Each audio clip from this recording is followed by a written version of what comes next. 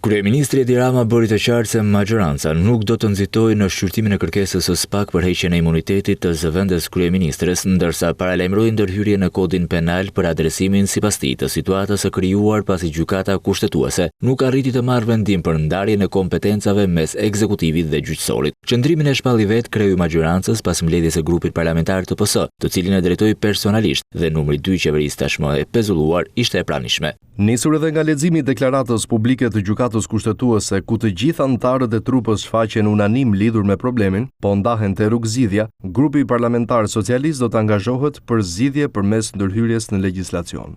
Për këtë qëllim, kryeministri mësohet të ketë theksuar para deputetëve se do të kërkohet konsultim me ekspertët më të mirë ndërkombëtar për çështjen në fjalë, ndërsa në reagimin në rrjetet sociale ku publikoi ato që i cilësoi 3 konkluzionet e mbledhjes, Rama deklaroi ngrirjen e shqyrtimit të kërkesës së SPAK drejtuar kuvendit për imunitetin e zëvendës kryeministres, por thekson se prokuroria e posaçme është e lirë të vijojë hetimin. E vetmja palë pa përmbushur nga rikthimi i pezullimit është SPAK-u, që në kushtet e pezullimit mund të vazhdojë krejt qetësisht hetimin përkatës, ndërkohë që deri në adresimin ligjor të zgjidhjes nuk ka asnjë urgjencë për të trajtuar kërkesën që SPAK-u bëri pas rënies së masës së pezullimit.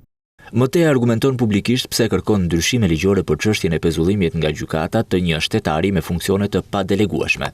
Funksionet e padelegueshme kushtetuese, nga i antarit të qeverisë tek ai i presidentit të Republikës dhe jo vetëm, nuk mund të pezullohen kurrë si nga askush, duke u nisur nga një emër i përvetshëm, sepse pezullimi paralizon funksionin, pra institucionin që ajo drejton. Por përtej asaj që kreu i qeverisë e cilëson betejë për pavarësi mes pushteteve, Rama thekson mbështetjen ndaj SPAK, por edhe vije në kuqe.